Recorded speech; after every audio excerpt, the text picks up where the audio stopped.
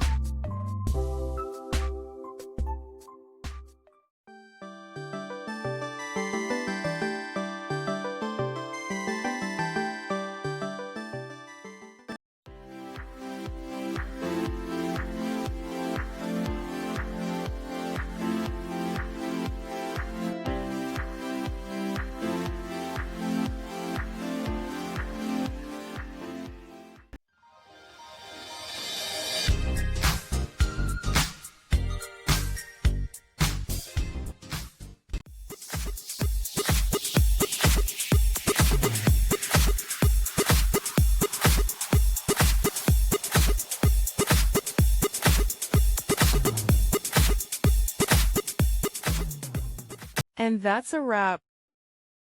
I hope you found the answer you were looking for. If you did, take a second to hit that subscribe button. It really helps out. And let me know in the comments which solution worked best for you. See you next time in the debug zone.